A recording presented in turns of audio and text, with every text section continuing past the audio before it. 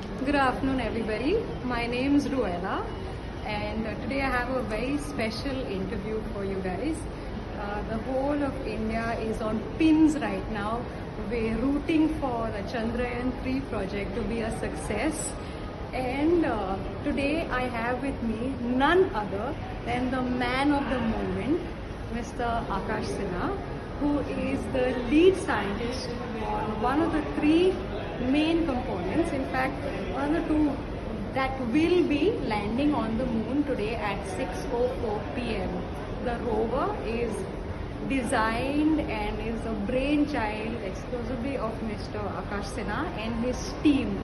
So those of you who aren't aware about Mr. Sinha, he began very young by doing his BE, Bachelor of Engineering at Delhi College of Engineering. Later he became a research scholar at Carnegie Mellon University in the US. Then aviation enthusiasts would definitely know Lockheed Martin.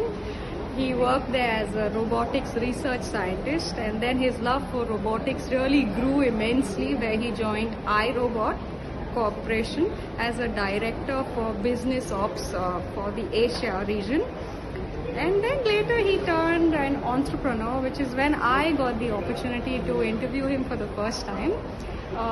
He was a founder and CEO of Omnipresent Robot Technologies, which is registered in Noida, UP. From being a genius student to an entrepreneur and even a faculty member at Shiv Nadar, where he studied today, and a member of the ISRO team launching the Chandrayaan 3 today. It's always been a pleasure talking to him because he's always been such a warm person and been able to communicate such high-tech things to a non-tech savvy person like me in the most simplest way, not looking down upon us, and be able to comprehend things in a very relevant, articulate, and way that everyone would be able to comprehend.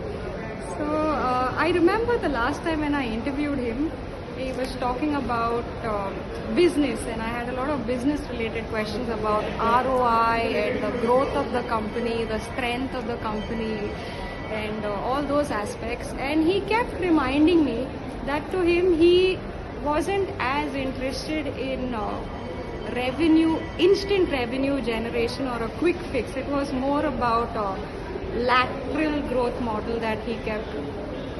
He looked forward to reinforcing fundamentals first. And at that time, I remember I ended my article, saying this is what balanced entrepreneurship is like. If you don't know about the Robot project, Mr. Sinha actually designed the robot. And the robot is a robotic arm that cleans rivers and water bodies. And I remember talking to him back then, and he told me of all the things that generate a lot of revenue, which is mostly the agriculture and surveying, drones surveys. He said the thing that hasn't been able to generate as much revenue or hype was a project that was closest to his heart, and that was the river cleaning project of his. And he hopes that he could do some good with it someday and maximize the efforts. So without further ado, we'll get on to interviewing Mr. Sinha now. I hope you enjoy. Hello, can you hear me? Yes, I can. Good morning, Mr. Sinha. It's such a pleasure talking to you again. Thank you for giving us this time today. Must be Yes, thank you so much. Thank you. you must be on pins today. Such a moment. Yeah, it's all, I think the entire country is kind of, has a lot of expectations, and obviously, you know, being involved makes you even more, uh, definitely the heart is beating fast. So, So last time it didn't go as planned, and this time we anticipate the expectations are so much higher and so much more, and everybody is watching you. You're the man of the moment. For those of you who don't know, Mr. Sinha is the lead scientist here, along with his team, is greatly involved with the Chandrayaan 3 project. In fact, there are two components majorly, actually three, but apart from the propulsion unit, there are two major components that are actually going to land on the moon, and the rover is what Mr. Sinha is completely responsible for. He's designed it from scratch. So he's going to tell us more about this rover today. Mr. Sinha, could you please enlighten us a bit? Right. So yeah, first of all, definitely Rover has been a result of an effort of a lot of people. But yeah, we were primarily responsible to design almost the entire navigation software of the rover. So essentially, what it means is how the rover is going to go traverse on the surface of moon, how it will find its way out, how it will find its path. In fact, I have a little simulation video of how it will do it. If I can share screen, I'll be able to show you. That would be great. Let That would me be great. let me try to share screen. Okay. Okay. So this rover, from whatever I've been able to understand, would have spectrometers and to access the kind of material on the moon's landing surface. Correct. Can you see the rover? I'm just shared the Yes, screen. yes, yes, we can see it. Actually, now I'm driving it very similar to how we will actually be driving it once it lands on moon. So see, this rover has, first of all, it has got two cameras in front, which are like two eyes, just like we have two eyes. And the smart part is that we are able to do the entire navigation just using these two eyes. And a lot of other, space agencies like NASA would often put a very expensive LiDAR sensor and so forth. But we've been able to do it just with two of our cameras here. And these two cameras create a 3D image, just like how we are able to create 3D images with two eyes. And so once this 3D image is created, then the rover can navigate. And it can also estimate what is the height or distance to any of the objects or so forth. So that is one thing. The other is that the rover has a spectrometer. It has a drilling unit, so we can drill some parts of the moon. And then the spectrometer, once it collects a sample, would be able to analyze what kind of chemicals, what kind of materials, or if water or ice is there. And ice is something that I think we have a lot of hopes that there is a lot of water ice over there. So we're looking for that. So, you already have a few expectations on what you're going to find on the moon, like you said, ice. What are the other things you are expecting to be there for sure? See, first of all, ice itself is. Okay, I see some echo. No, it's gone. So ice itself is going to be a really big deal. In fact, it's Chandrayaan 1 that had first discovered ice on moon. We've been going to moon for about 50 years, but it's India's Chandrayaan mission that eventually discovered ice. And not just a little bit of water or ice. There is estimates are that there is enough ice on moon to maybe fill an entire Dal Lake, which is something of an order of 600 billion liters of water. So that's a lot of water. Because if we can get access to water, we can, it could help us build human colonies there. We could build an international space station over there. So those would be actually really big things. And then also the fact that if there is ice and water, maybe there's also microbial life over there. Secondly, we could also be looking at some of the rare earth minerals, maybe, some of the minerals like plutonium, uranium, things that are very expensive there.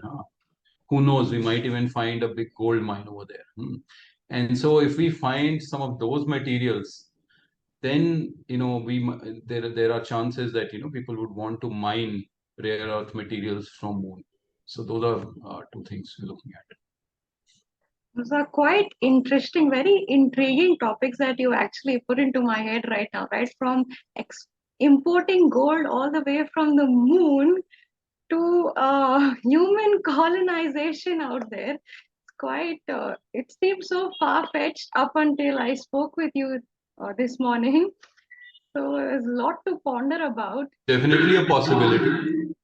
Might take, maybe it might take a few more missions from several other countries, but it's definitely a real possibility. Wow. Mr. Sinha, have you always been fascinated with robotics? And like I've known you before, I've spoken to you about your company, Omnipresent, about the drone technology and the UAVs that you've been, responsible for.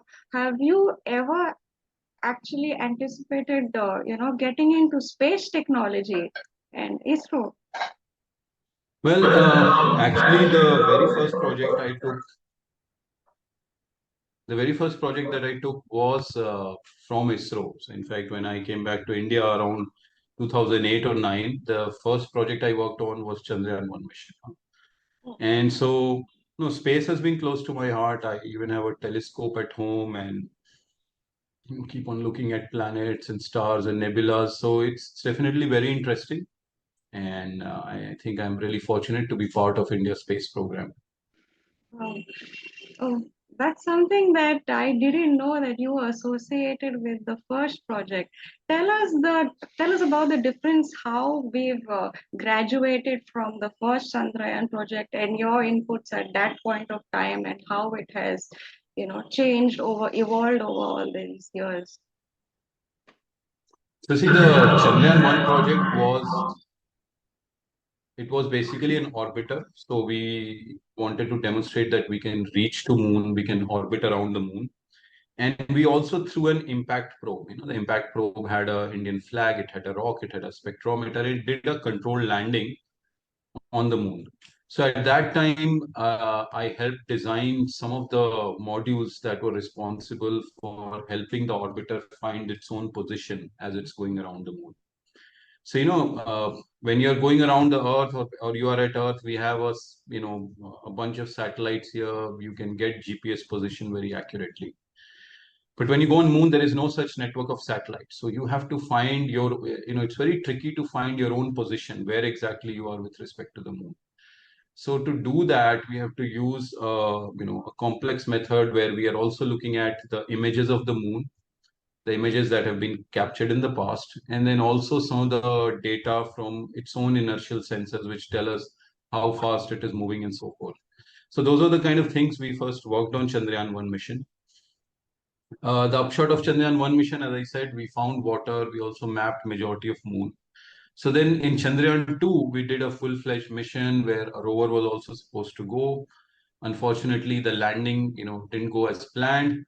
But now at Chandrayaan 3, we have made major improvements, especially on the software part, to make sure that we are able to land safely on the moon.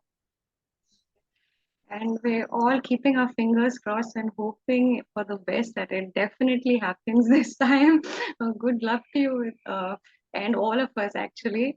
But like we discussed, there are three components to this entire mission that must marry well. So, how were you specifically focusing mostly on the rover since that was your component, or was there a lot of coordinating to check the compatibility with the other two components? Were your teams working alongside, or did you all put it up together? How was that? Yeah, so the good thing, one good thing working with ISRO is that there is a lot of discussions, which where we did get into discussions with the how the landing will also happen, and we were able to provide some inputs there as well. But yes, my primary focus was on the rover. Nevertheless, we did provide inputs to the lander as well as the orbiter. So yeah, it was good. I think the culture at ISRO is very good in that manner. Mrs. Sinha, could you tell us more about how drone technology and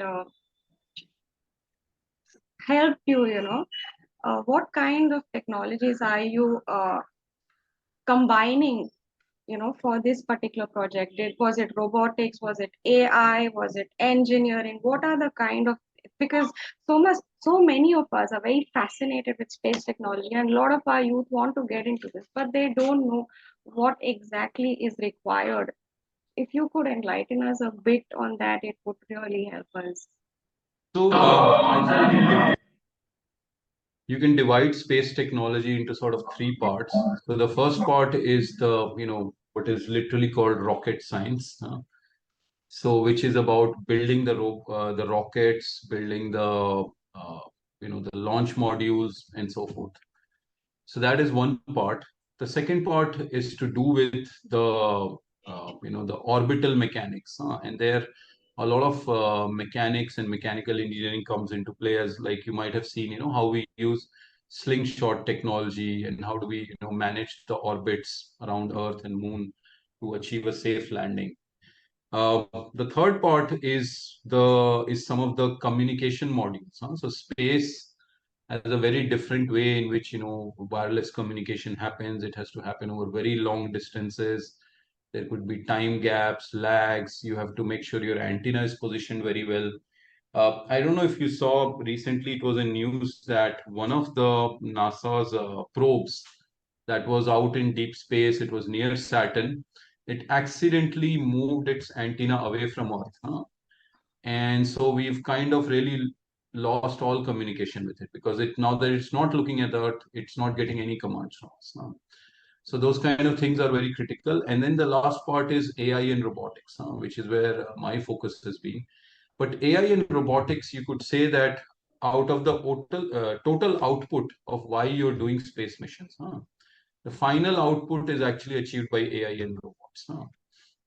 So finally, when Chandrayaan mission goes, it lands there, eventually a robot will come out, it will do operations, it will do experiments, and 99% of almost all operations performed by this robot will be fully autonomous, like nobody from Earth is really guiding it. And so we have to design robots in that manner. In fact, what we did using our drone technology, some of the techniques we use in drone-based mapping, we were able to also use on Chandrayaan's Pragyan rover, because it had similar two pair of eyes, and we were able to build 3D with that. So anyway, but those are kind of the broad fields, and I would say you could develop interest in any one of them, either the robotics and AI side of it, or the wireless communication side of it, or the orbital mechanics, or building a robot, sorry, the rocket. And one good way to do that is that if you're in a college or school, like I was yesterday speaking to students with Shivnada University and Shivnada schools, and I was telling them that one good way is that start a club at your college or university. Maybe it could be a rocket club, it could be a robotics club, and then start building, some projects on your own. Once you do that, you could share those with companies and organizations that are in this field. ISRO has some internship programs. Many AI and robotics companies have internship programs. We also have some. And then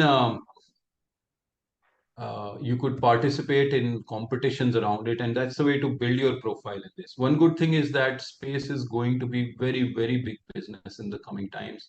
Generate a lot of jobs, generate a lot of work for everyone. So anybody who's planning to get at this stage, I think there's a bright future ahead. That's so good to hear. Uh, Miss Mrs. Sinha, so when you were at Shivnagar yourself, right? When you were there, did you have these kind of opportunities that you encouraged, are you to participate in? Were there such similar opportunities at your? So I'm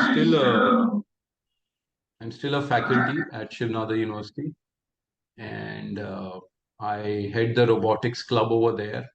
In fact, our robotics team went to NASA earlier this year. I took them to NASA's uh, uh, launch site in Florida and in Huntsville, and I think they had a very good exposure.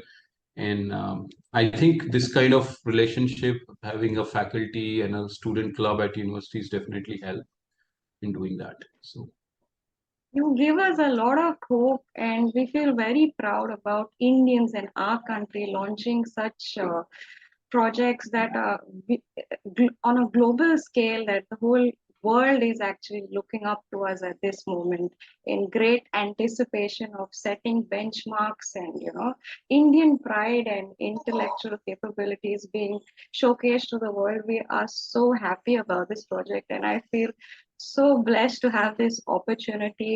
You're giving us this time. Thank you so much for all your time and everything that you're doing for this country. We wish you all the best for this endeavor and everything else you're associated with in the future. But on a leaving note, Mrs. Sinha, what would you like us to, the thought that you want to leave us with, what would that be? See, on a leaving note, I would say that, when we were children, when we were kids, we would think that, the best and the most inspiring job was to go work at NASA.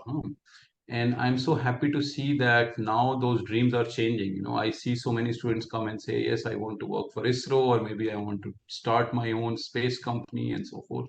And I think this is a really good heartening change. And the fact that if we'll set our foot on moon with the rover, not just the fact that we'll become only, the fourth country to do that, and the first country to reach the lunar south pole, but also the fact that, it will inspire so many dreams in our children and so much pride in just being Indian and to be able to contribute here. That, I think, is going to be one of the biggest achievements with our Chandrayaan landing. Okay, we are with you, Mr. Sinha, and you have all of our support and everybody watching. And thank you so much for doing the awesome things that you are doing. Thank you, Mr. Sinha. Thank you so much, Rola, for your time. No, thank you for your time. It's very precious, especially at this moment. Thank you. Thank you. Have a good day. Thank you.